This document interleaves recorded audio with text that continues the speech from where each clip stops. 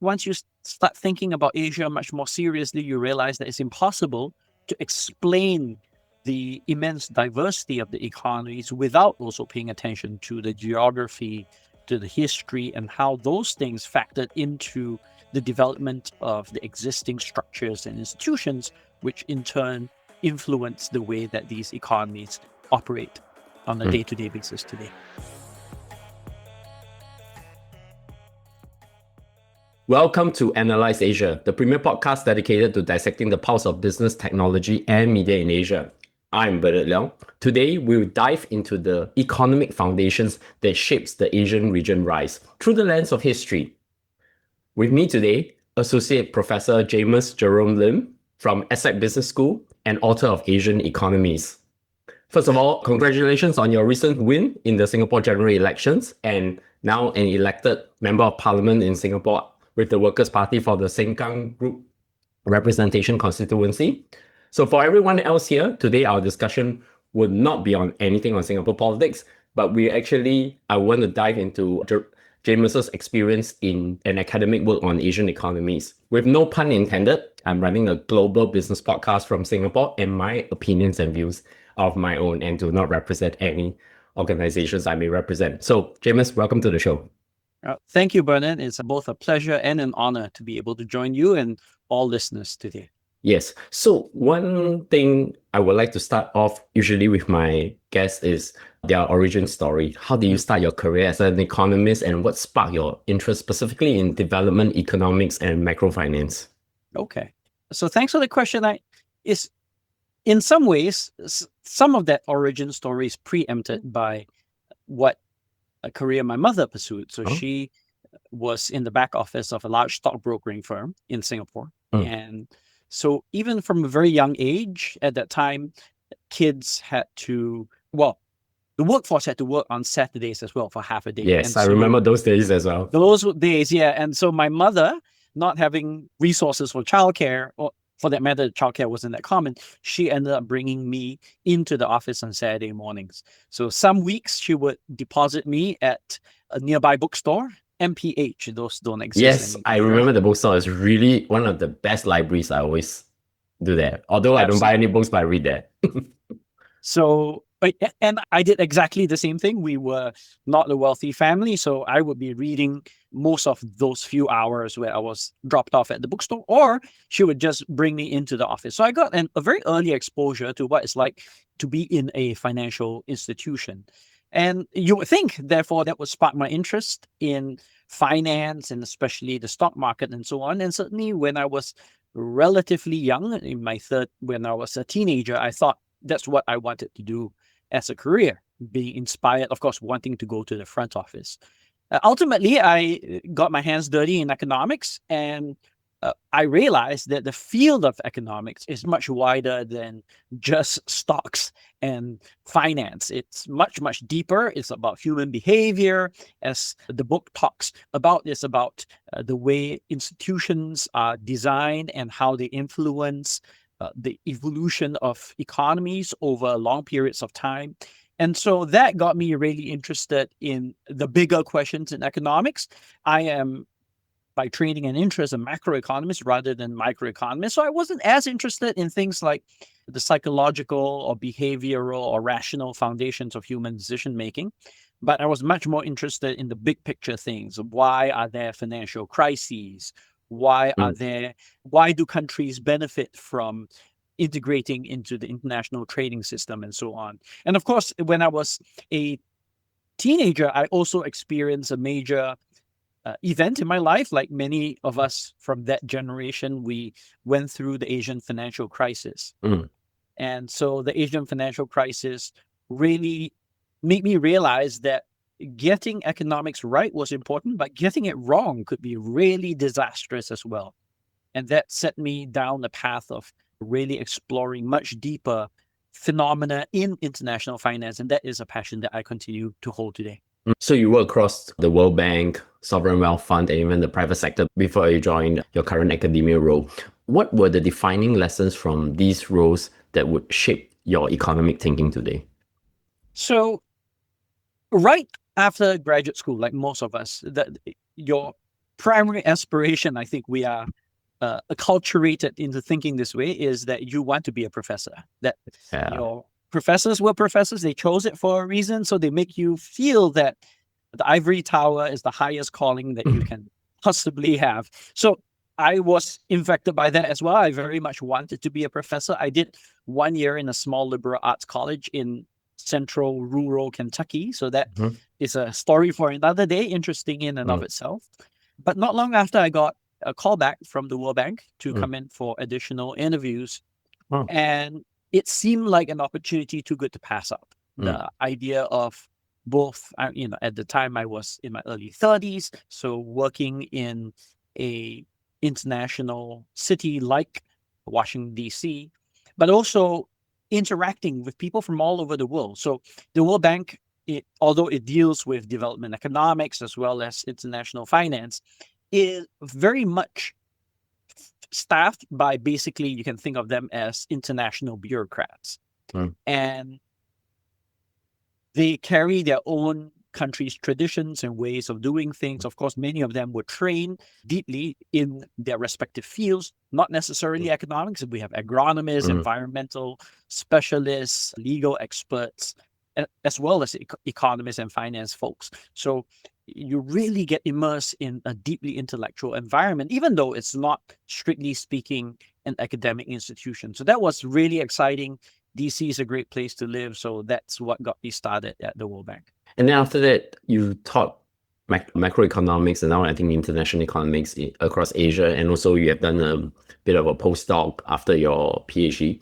How has teaching in Asia shaped your views on, say, regional economic development as compared to other markets? Well, certainly I'm Asian, so I carry that perspective with me no matter what.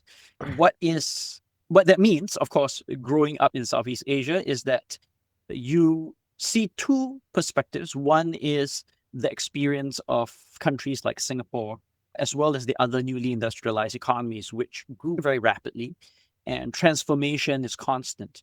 In practice, what that means on the ground is, well, construction is happening all the time. You see a kind of a buzz, or you feel a kind of a palpable buzz in the air. People are busy, people are trying to do things. But at the same time, you also have an opportunity. If you start wandering around in the other countries of our neighborhood, you get to see countries that are also trapped in some ways in what economists refer to as a middle income trap. That's where right. they reach a certain level of income, usually somewhere in purchasing power terms, something like $6,000 or $7,000, and then they kind of get stuck there for an extended period of time. They grow, but not much faster than their rates of population growth, so per capita incomes remain reasonably stagnant, and it doesn't seem like they will make the important leap from middle or upper middle income status toward that club of elusive high income countries. And so you see that around you, and then you start to wonder, what is it that still seems to be missing in that recipe, in that formula? And at least for me, I arrived at the conclusion that a lot of it has to do with economic history, industrial structures, and other forms of economic mechanisms, together with the role of socio-political institutions. And that's why in that book, it's subtitled Structure and Institutions and History, in part because I feel that these matter so much when you look at the world through the lens of developing Asia. So we're going to come to the main subject of the day, which we are talking about your book, Asian Economies, History, Institutions, and Structures. Thanks for the plug. Yep. And it's a very interesting read because I'm a economics and history buff. So trying to get a better understanding of all the economies around the region, even specifically for myself as an entrepreneur, it helps me to clarify some of my thinking, even in thinking about how to expand my business. But maybe to start, let us baseline the word Asian economies. Given the region is so diverse and span across maybe more than half the population in the world, can you help me define Asia in the context of their economies, be it developed, emerging, or frontier at this instant?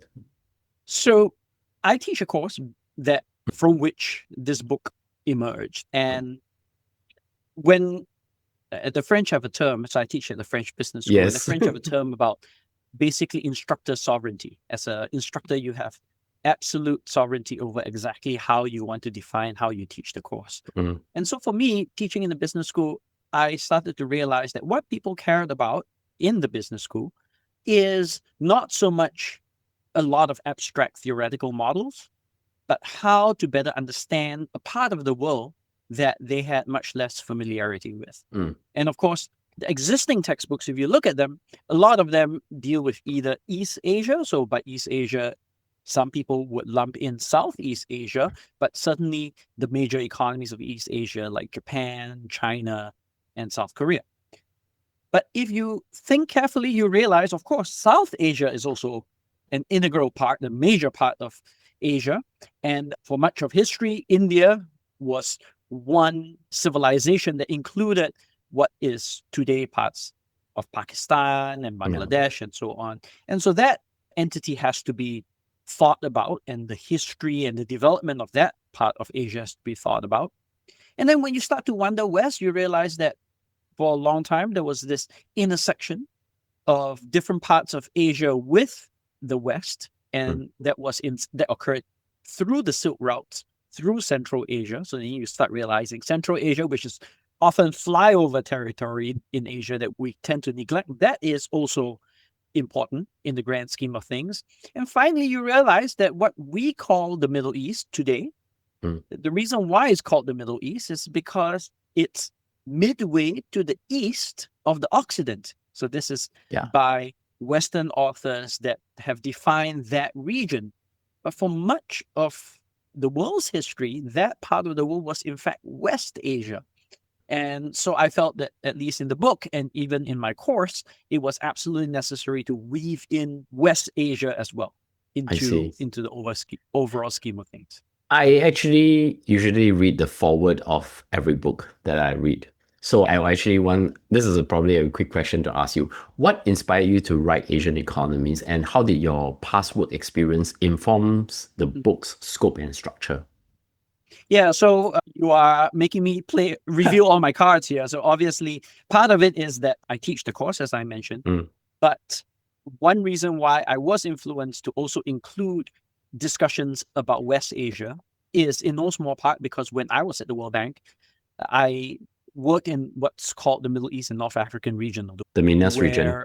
Yes, and a lot of countries that I worked on, including most heavily in Syria and Lebanon, but I also worked a little bit on Egypt and a little bit on the UAE, where eventually I ended up living for a few years. So that I became very familiar with that part of the world and with the culture and the way that they think and the development process and the story there. So I felt it was absolutely imperative for me to bring those experiences I had from having worked in that part of the world, having lived in that part of the world, into the book as well when I discuss West Asia. And of course, we have at my business school also many students from North Africa that are naturally more drawn to better understanding the Arab world. And so it was a natural appeal for an audience as well. At the same time, I had also worked on many development issues in East and Southeast Asia, where I'm from. And so it was, again, very natural to bring those into the discussion and in a more prominent way. So there is, in fact, a wonderful textbook called Southeast Asian Economies by Professor Lim, who passed away a few years ago. And I would teach initially from that book, and I realized that I could focus and synthesize the areas that I was more interested in from that book, which was mainly the development experience and the continued heterogeneity between economies in Southeast Asia. And that's when I made that decision. Yeah, of course, Southeast Asia would have to be a part of that story too. So your book represents Asia's growth story by weaving, I think, the geography, the institutional frameworks, and history. Why do you think these non-market forces are often overlooked when it comes to an economic discourse? At risk of sounding a bit facetious is because teaching models is actually easy, right? You abstract from all these, learning the models may be difficult, especially if you're not mathematically minded. But teaching them is easy. Once you've learned the models, then you don't have to worry about the continued evolution of recent developments. You don't have to worry about how the models may or may not map with phenomena in the real world. It's an artificial space that you have created. Most economists accept the assumptions that when we participate in seminars, we may challenge assumptions, but once you are presented with the model, you take those assumptions as given with which the model is set up, and you just question about the internal coherence and the logic and the implications of the model after you have accepted those assumptions. So in some ways, it's handy and not too demanding to teach with abstracting away from some of these finer details. But I think once you start thinking about Asia much more seriously, you realize that it's impossible to explain the immense diversity of the economies without also paying attention to the geography, to the history, and how those things factored into the development of the existing structures and institutions, which in turn influence the way that these economies operate on a day-to-day basis today. I think with this kind of a backdrop setting, I think now I can start to actually zoom down to a couple of countries I'm pretty interested that you have actually discussed in your book. And of course, without doubt, China is the first country that we're going to talk about. Definitely rapidly ascended from poverty to becoming the world's second largest economy. In your view, what are the current most critical institutional or structural factors that actually have driven their transformation? I would say they're still a developing economy because there are certain parts that they're very significantly advanced, but I think a majority part of the country is still in development. So, well, thank you for asking about China. And as you said, absolutely, Bernard, I start with China in my course as well after the overview lecture. And it's the only economy with which I spend 2 whole lectures on because of its size, because of its importance. And from an outside perspective, it's very common to think of China as well. This is now in so many ways. If you look at their progress in electric vehicles, if you look at their high-speed trains, if you look at downtown Shanghai or downtown Beijing, you realize, well, these are, it has all the hallmarks of an advanced economy and perhaps a little bit more. Payment systems that are far more advanced in some ways than even those we see in many parts of the West. But of course, it is large and extremely diverse even within itself. Once you start heading west, once you start heading to certain other less traveled parts of China, you realize that there's a reason why it's only upper middle income now. It's on the brink, and certainly by the end of this decade, most observers expect China to eventually become a high-income country, or at least breach into high-income status. The question then is, given that China is on the brink of high-income status, it still has many developing challenges, what are the key impediments for it to not just move from upper middle to high-income status, but how can it consolidate that position? We know many countries that have gone into high income status and then they slip back, and then it becomes this kind of a dance. That's why I mentioned earlier on. It happens to Japan, Korea, Singapore, in the sense that become developed and then population decline is part of that, and then transition from probably manufacturing to service-based economy now to a knowledge type economy, and searching for its next evolution as well on that. So China has its fair share of problems. Certainly one of the issues that you've just alluded to, which is quite common in advanced economies, is demographic change. Yes. So the big factor is, we like to, many people like to attribute China's decline in its population to its one-child policy.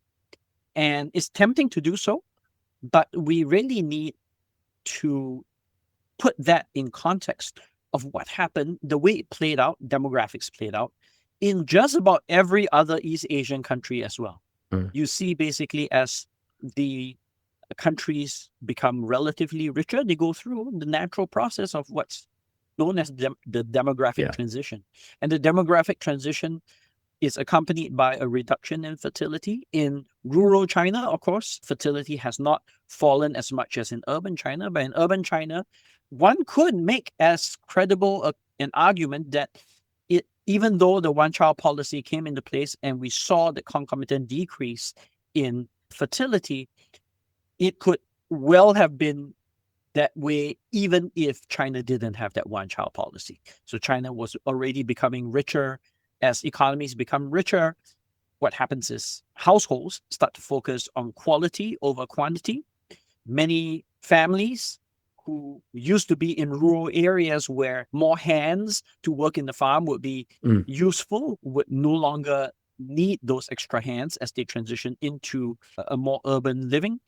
And they, even to put it in a very morbid way, the risk of child mortality is also falling. So parents no longer feel that they need to have as many to hedge that risk. They focus on the few that they have. So all that is just to say that demographic transition in China is playing out. The implications of that demographic transition is playing out now. And I think we'll see the continued headwind, if you will, that comes from having a slowing population growth. And the simple mechanics of it is that just means that your labor force is also shrinking over time. China has... Go ahead, please. So there are also other factors at work as well, right? So if you think about China, they have a very large manufacturing economy. They are not willing to concede. I think they learned the lesson from Germany and from US outsourcing away the manufacturing. So they're going to see that. And then they are going to move towards a very heavy export-driven economy in the last couple of years, doing steel, electric vehicles, and now even AI as well, open source. But what is really fascinates me is the less internal consumption and high, and I don't even know whether is it high savings rate or keeping your money under your mattress, to do the old Chinese grandmother analogy here. How would China now be able to navigate, say, the current headwinds and tailwinds in trade due to the current tensions? So first, to be clear, China, while it's true that they are not conceding the importance of a industrial base, yes, that they have past peak manufacturing. So yes, China is indeed in the process of deindustrializing. It has been doing so basically since the 2010s. Yeah. So less and less of its workforce is in manufacturing compared to the peak.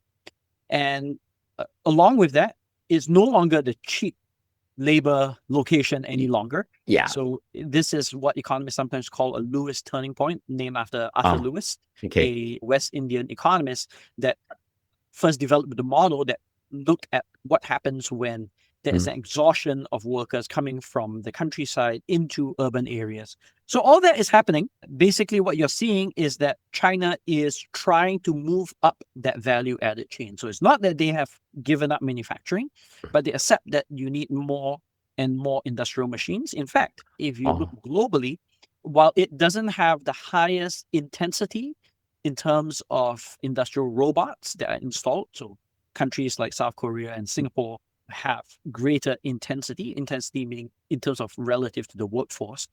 In terms, because China is so big, in terms of absolute numbers of industrial robots, China has about half of the world's installed base of robots. So it is also a very capital intensive, mechanized economy, unlike what some might think when you think of China as a labor abundant country. So with that, it has moved up the value-added chain in terms of what it manufactures. Now, a lot of solar technology, of course, electric vehicles, as we mentioned, battery technology, and some of these advanced transportation modes and the like.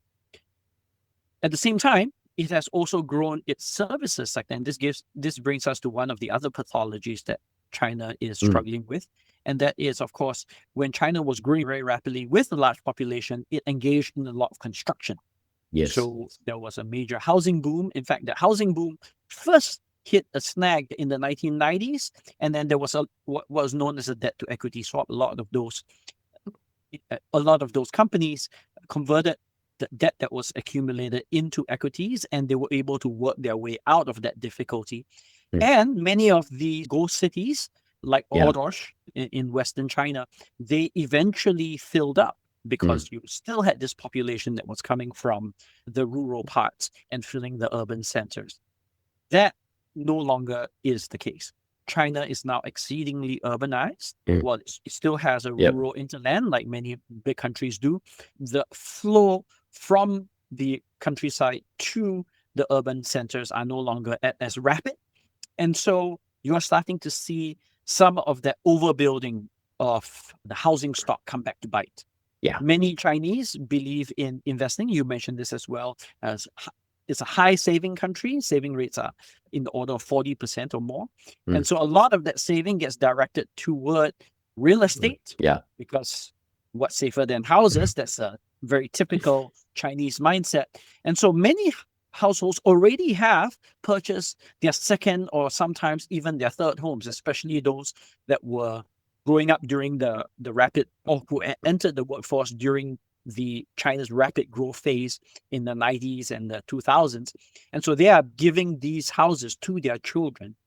So there's not that much more room for additional demand to soak up a lot of that excess supply of housing. And that's why you're starting to see some of these real estate agents really heavily leveraged and starting to face difficulties in terms of selling the excess stock of housing. So how we understand, why is the internal consumption rate so low as compared to other advanced economies for China?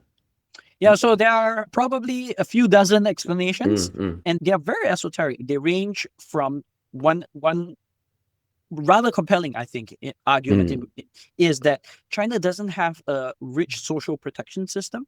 So what this means is that while it's true that if you have the Hukou, this is kind of an internal passport, the right to be in a city, to access public services there, you would be able to access education, you will be able to access healthcare, transmission, as well as public pensions. So all these you have access to if you have that Hukou.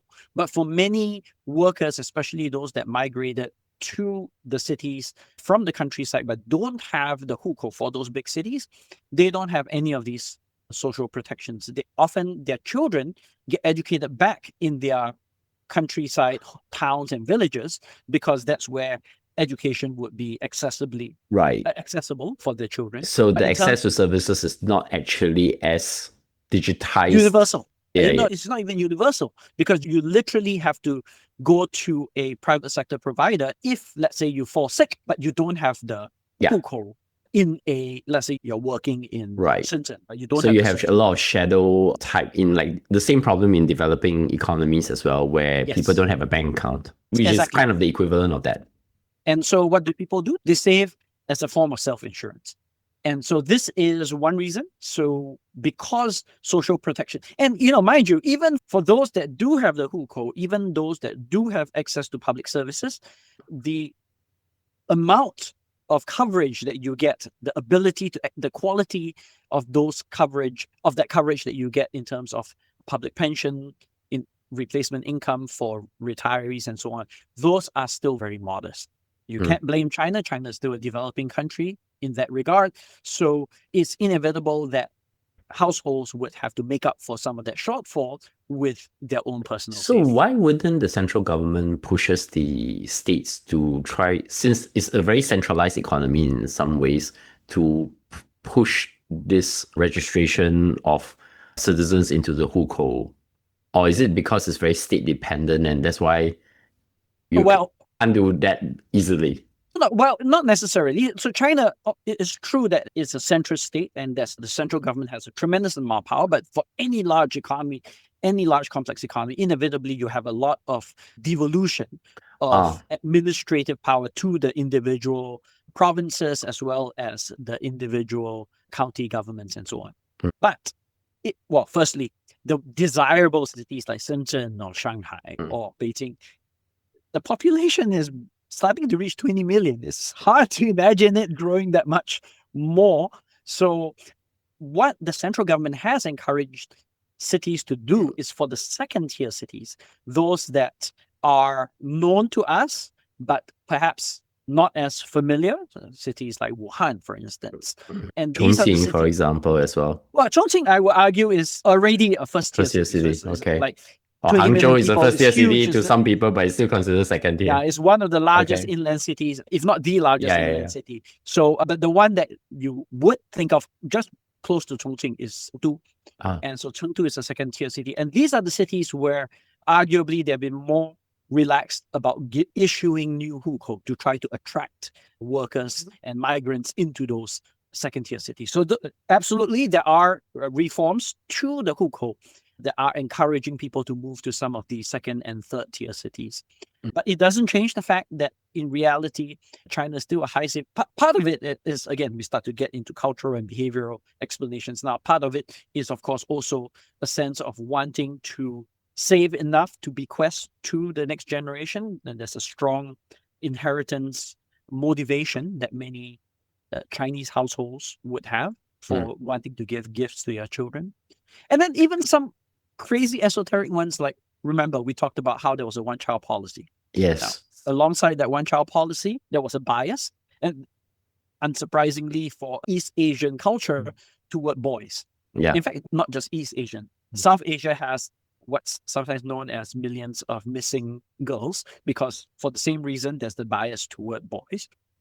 Now, what that means is that at the moment, if you look at China's demographic mix, it is a mix of something in the order of 45 girls to 55 boys. Yeah. So what that means is that if every girl were to pair off with a boy, every male were to pair off with a female, you would still have 10 men that are left without a parent.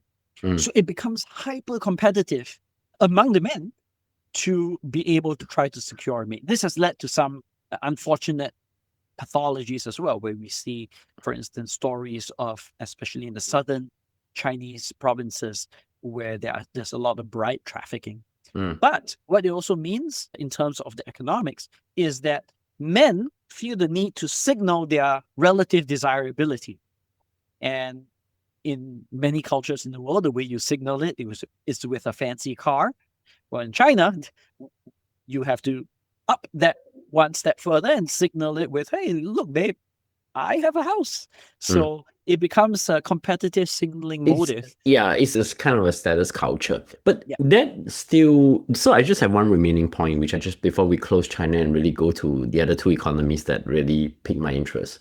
So for its export-driven economy now, I mean, it flooded the world with cheap goods, electric vehicles, batteries, steel. How long can they do that? Given the current situation with tariffs and all these, I think nations are starting to negotiate very bilateral trade agreements between them.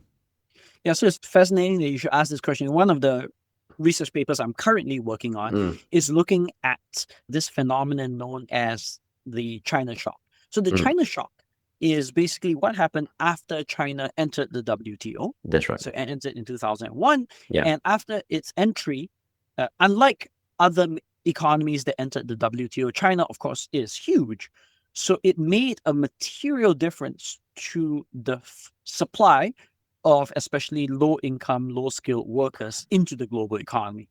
And so what that meant, especially for third countries, so high-income countries like the US, where there was an industrial heartland, what it meant was that a lot of things that used to be produced in these areas would start to become potentially uncompetitive because the Chinese were starting to produce it cheaper, and over time, the quality improved, so they became more and more competitive. So made in the USA, made in Europe became a little less of a cachet, and people started to outsource this all to China. So this became known due to a number of MIT economists, notably David Otter, as the China shock. So the China shock is just this idea that while it's true that China's entry into the WTO did bring positive effects on many parts of the world in terms of lowering the price of manufactured goods, of durable goods, unfortunately, it also led to hollowing out of some previously industrial areas. Which is what's happening to the US and Europe as well. Yes. And so this was happening in the US and Europe, and arguably it is now at the stage where it's very hard for the world to continue absorbing a lot more of these Chinese exports. Now, to be fair, China, as I mentioned earlier on, has gradually moved up the value-added chain. And it's no longer the case that China is just manufacturing cheap exports. It's EVs, for instance. Some of the best Chinese EVs from BYD, for instance, are priced at a level that is not that much cheaper than a comparable Tesla, for instance.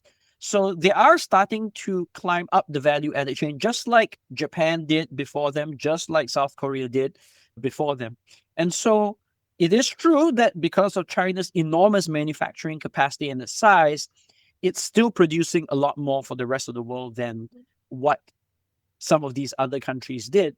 But I think inevitably what will happen is that there will be a need for Chinese themselves to no longer be selling to the rest of the world, but as you alluded to, Bernard, to ultimately absorb a lot of that. Yes, because capacity. otherwise everyone else is buying from you, but unable to sell to you, then there is no trade flows. And trade flows are essential to world economy, right? In a global economy. And I think people don't realize this. Yeah. It's essential to the domestic economy too. So this fact is not unknown to Chinese policymakers. So when I worked at the World Bank, this was way back in 2015, we were working on a report about rebalancing the Chinese economy. And that was 10 years ago. So a decade ago, the Chinese policymakers were already realizing the absolute importance of increasing the domestic consumption.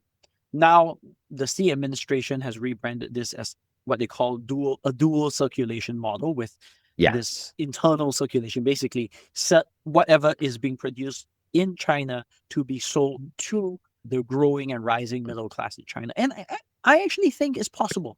So Henry Ford famously said that he wants to pay his workers enough so that they themselves will be able to buy the cars that they were manufacturing. That's right. And this is what China will ultimately have to build, a domestic consumption economy where people are not saving necessarily, but also consuming. And alongside the consumption, they will be generating that necessary internal demand to absorb a lot of the excess supply that China is currently flooding world markets with. I want to pivot the conversation on two other economies. I'm pretty curious. One is South Korea and the other one is Japan.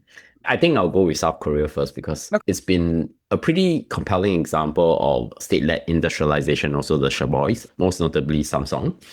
What lessons can we draw from its evolution into advanced economy? And can the South Korean model actually be applicable elsewhere, maybe in one of our Southeast Asia economies now? Yeah, so South Korea is often lumped together with the other dragon economies, Singapore, Hong Kong, and Taiwan. But South Korea, as you alluded to correctly, Bernard, is certainly different in one very specific way, and that is that it adopted a lot of that conglomerate model that resulted from its colonial experience with Japan. And alongside that conglomerate model is very active industrial policy. And that industrial policy where the Korean developmental state, which in turn was influenced by the fact that it was colonized by Japan, and Japan transplanted that model of that development. You're referring to the Keiretsu model, right?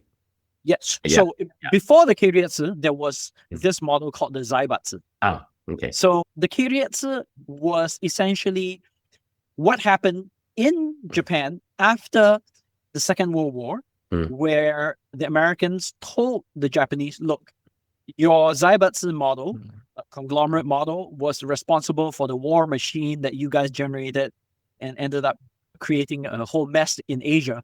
So we want you to dismantle that Zaibatsu model. The Japanese said, yes, okay, hi. And ultimately, they just rebranded, is how we would term it today. There are some appreciable differences. The Zaibatsu model was more shareholder controlled by one family, whereas the Keiretsu model is publicly traded. It's more decentralized in terms of a little bit more decentralized, control. But many aspects of the conglomerate, having a financial institution right at the top level together with a logistics and trading institution, a manufacturing firm, all that is a key part, and the horizontal and vertical integration, all that is part of the Keiretsu model, which is still present in Japan and was via the Zaibatsu transplanted to the Chaebol system in Korea. That's so the right. Chaebol is, as you alluded to, a model where there is a conglomerate, but at the same time has heavy ties to the state. The state having provided subsidies for directing research, for instance, in some of these institutions. Of course, these companies also, through retained earnings, invest heavily in applied R&D themselves. But there's this kind of dance between the developmental state and these conglomerates that plays out in Korea. A good example would be Samsung, right? They have what is in their business model, what's called the choke point strategy. So when they started in Samsung doing refrigerators, what they identified the choke point was the coolant. So they manufactured the coolants for all the European companies, and then subsequently they built their own refrigerators and took over the world. And then they did the same in TVs, where they focus on OLED screens. And of course, in the smartphone time, they did the NAND flash drive, which is the hard disk in your mobile phone, and also the OLED screen. And then they use it to have this probably frenemy relationship with Apple, where I need your flash drives and I need your screens, but I can't get rid of you because you're creating a competitor against me on that. So Samsung is very tempting, in part because its market cap is basically half the Korean economy. But actually, I would argue that a very good example of state intervention that led to an enduring industrial advantage is in Korea's heavy chemical industry. Okay, I get your point on that one. Yes. Yeah. So in the 1980s, Park Chung-hee, who was the president at the time, he made a decision to target the manufacture of certain chemicals, heavy chemicals, industrial chemicals. And Korea has no natural advantage in these things. At the time, and even till today, of course, that industry is heavily dominated by German manufacturers. And nevertheless, Korea made a decision through the government that they wanted to target this industry, and they began plowing resources into it. Similar for Korean steel, by the way. And initially, as you can imagine, when you're still learning a process, they were not very efficient. They were not manufacturing the highest quality nor the most price competitive ones. But eventually, they consolidated. The Korean engineers managed to gradually up the quality of all the industrial processes with which they manufactured these things. And they are now one of the major players and exporters of heavy chemicals as well as steel in the world. And this is a perfect example of how those who argue that there's never any role for the state to get involved, at least in these few examples, Korea certainly disproves that. I'm actually very surprised by, maybe I think this is a more Western economies construct, that the state is never involved in any form of industry development or economic development. I mean, even for themselves, right? The internet didn't started from commercial, it started from DARPA. And then subsequently moved into the commercial world, right? So Mariana Mazzucato, who is an economist, I believe at UCL, has made a strong argument about this, about how a lot of how Western economists tend to frame the absence of the state involvement in industrial policy as a little bit of a chimera. But the most forcible argument for how the developmental state and industrial policy has made an appreciable difference in Korea has been that of, I think he's no longer at Cambridge, but Ha Jung Cheng. He is a Korean economist that for a long time built his career in Cambridge, and he made a very decisive argument. If you haven't read his book, you can go get it, about how Korea disabuses one of thinking that industrial policy never has any role in the developmental process. I think I don't have the title in my mind, but I highly recommend that book by Ha Jun Cheng, which I read it, and actually helps me to also understand the Korean economy. One question, now I want to go to Japan. I'm going to go straight to the current situation. They have currently reintroduced inflation into their economy, which is actually interesting. What's going to happen to their economy moving from here? So that's really interesting, because I was in the earlier iterations of this course, I was literally teaching about Japanese deflation, what happened to cause that, and I still teach it, and how Japan basically had one lost decade, two lost decades, some would argue, in part because of this process of low inflation or even outright deflation. In fact, the zero interest rate policy, way before it was an issue in Europe, just prior to the COVID crisis, it was already on Japanese shores for many years. Now, what has happened is that together with much more aggressive monetary policy through the form of unconventional policies like quantitative easing. The Japanese call it quantitative and qualitative easing because they have to do it even bigger. Together with the supply shock that came with COVID, Japan suddenly now has inflation. Now, of course, what this means is that the economy has to adjust. This is inevitable. It's something actually welcome. Japan has been trying to have some steady state level of inflation. So most central banks in the world target 2%. Japan, officially, the Bank of Japan targets 2% as well, but it has undershot this for decades and decades. Yeah, I think this is like the ideal government KPI, right? That like you're living in this country where the inflation just never hit 2% for them, and now they suddenly have inflation. They have to start to get their businesses to try to raise prices, and then there is a culture of not raising prices, and that also percolate across the entire economy as well. So one very palpable outcome that you see now, of course, is that businesses are forced to rejigger the way that they price contracts. They must be more willing to adjust worker salaries. Worker salaries are often, in the case of Japan, very moribund.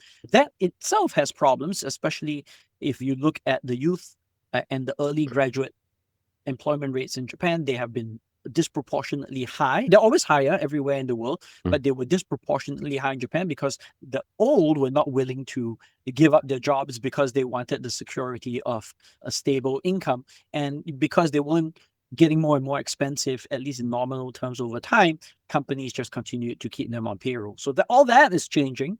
Contracts will have to be altered in all dimensions of the economy. And in fact, that whenever you have these kind of transitions and it's a little bit wrenching and you have entrenched interests that were benefiting from we're starting to get into political economy here, entrenched interests that were benefiting from the status quo, then inevitably you will have frictions. And the most obvious casualty, if you will, of this has been the Liberal Democratic Party in Japan, which they just have problems now because now they are having the same problems is happening everywhere, starting to show up. I want to ask you this question. What's the one thing you know about the institutional and structural foundations of Asian economies that very few do, but should know? Well, I would be lying if I said that I knew some secret sauce. But even if I were to try to pin it down, I would caution against trying to think of one thing, because that's precisely the point. The way that institutions emerge and entrench themselves and become a part of the functioning of an economy and society is because they solve some problem. And so they're usually a non-market solution toward solving some problem that the economy, that the market system couldn't necessarily solve. Of course, the most prominent example of an institution that solves a market problem in a non-market way is a firm. Ronald Coase very early on taught us that when a firm realizes that in some cases, when transactions costs are high, you want to internalize things within the firm. The firm is itself an institution, but these other social political institutions, they also exist to resolve some problem. And once they resolve that problem and they're resolving it adequately, then it becomes really hard to bring about change. So the institution solves a problem. So to be clear, it is better than in the absence of the institution.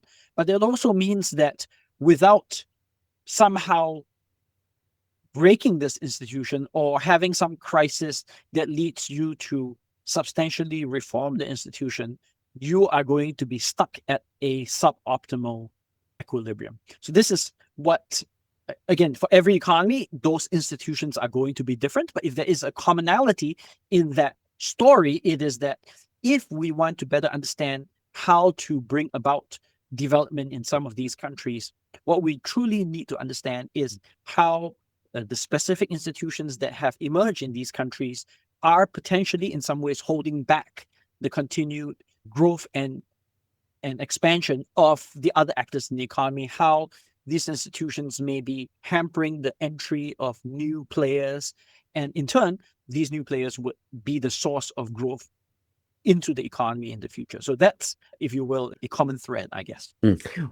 So my curious question, what's the one question that you wish more people would ask you about any subject within your book, Asian Economies, that people would ask you more about? I think one important thing that people tend to underplay, other than institutions, which would be, again, a very natural answer. But one thing that people underplay is the role, and this is one of the subtitles of the book, that history plays. So we've already alluded to some of this earlier on, how the Chaebol structure was in part because of that colonial history that Japan had over Korea. Singapore had a very different colonial experience. Its colonizer was a different country. It was British. Great Britain at the time. And as far as colonial experiences are concerned, it was also relatively more benign.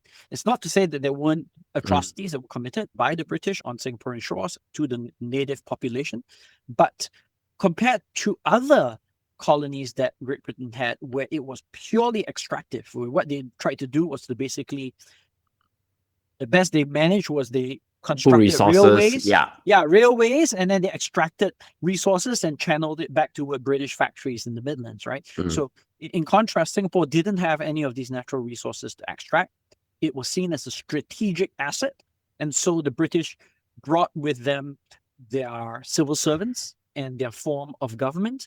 They brought with them a certain respect for the rule of law and political organization, from which the Westminster system we continue to inherit today.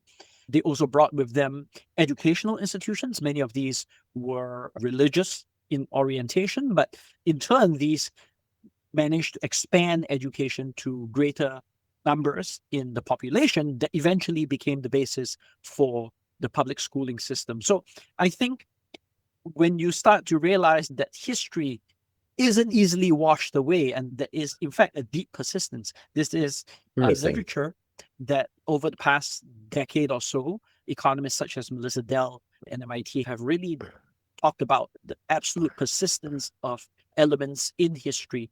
This, I think, really also needs to be taken into account. And sometimes we think what's past is past. I wish that they would ask me how that history has continued to influence what we continue to observe today. It's a very interesting point, because I think in the last 3-4 years, I've been spending more time reading history books than any other genre, because I think that a lot of what's happening now is just a revisit of things that we have seen in the last few decades or centuries, but just not realizing that it's slowly creeping up back into where we are.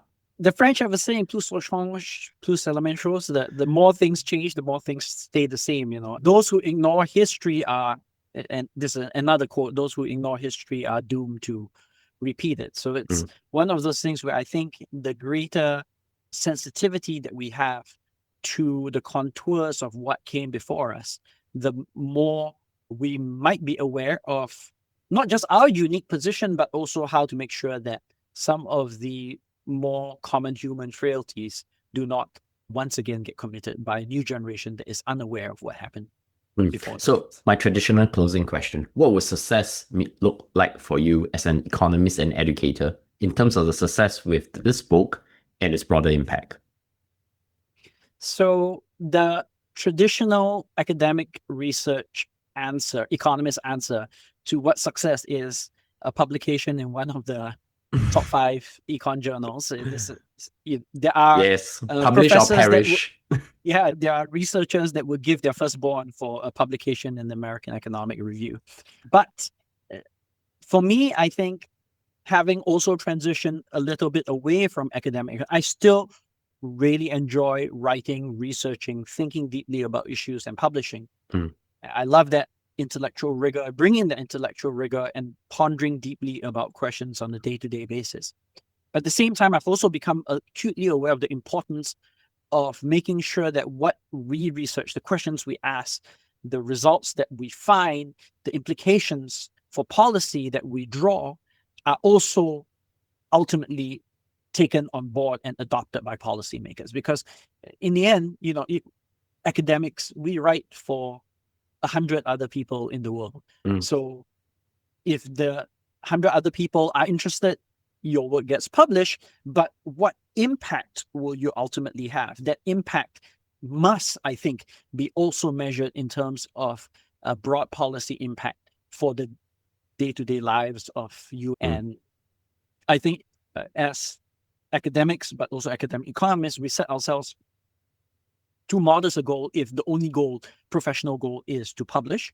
But we should also look to how we might be able to potentially influence the public discourse and the contours and the evolution of public policy in the countries that we live in as well. Jamus, many thanks for coming on the show. I will definitely have to get you back because I think we only cover only the East Asian economies this time around. It'll be my pleasure.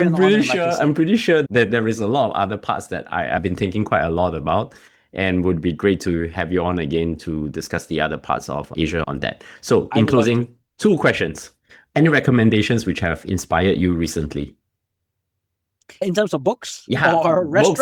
Books, anything. No, some people even give very interesting things like research projects as well. Okay. Well, so I will give an example of a book. And this is a book that I regret to say I've been working my way through for the better part of a year and a half.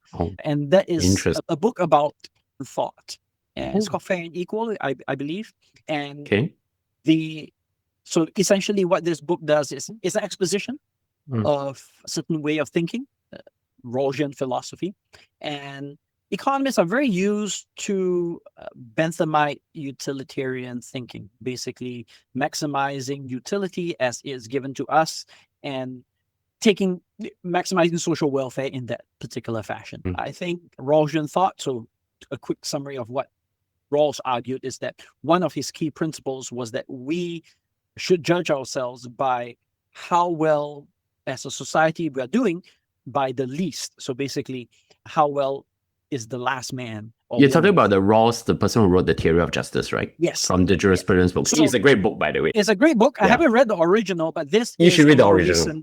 This is a more recent exposition of his thought with contemporary applications. So I have been working my way through that book. So that's one recommendation. I think. Can I add a recommendation on top of yours?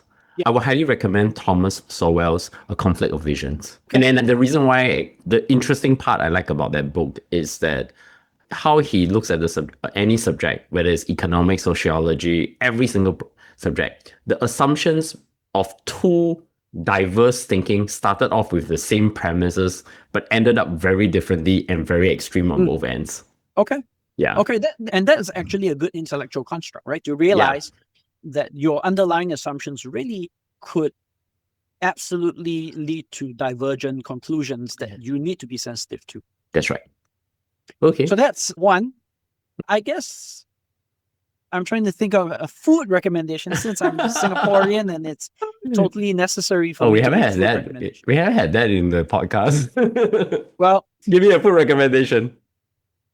Okay. So I tend to cook a lot at home. So one thing that I am actually going to cook this weekend is a kind of a French fisherman's stew.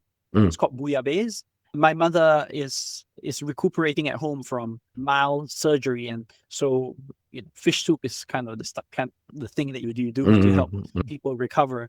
So I'm actually going to do this fisherman's stew this weekend. So if you've never had bouillabaisse, you can look it up. It like all fish stews, involves some effort in chopping the ingredients up, that ultimately you just dump it into a stock and then you let it go. Okay, so last question. How can my audience find you and follow your work if they want to dive deeper into, your book and economic commentary?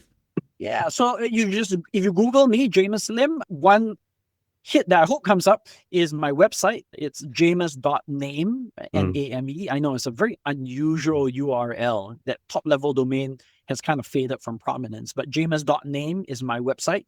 So you can go there. There it will link to a lot of my research papers. I don't update it as frequently as I really should, but it's there. And a little bit about the way I look at the world, my teaching and research philosophies, as well as a bunch of links that I think are interesting that I tend to say. So you can definitely find the podcast anywhere. Just subscribe to us and give us your feedback. So Jamus, many thanks for coming on the show, and let's have a second conversation again on the Asian economies for the next round. Let's do that.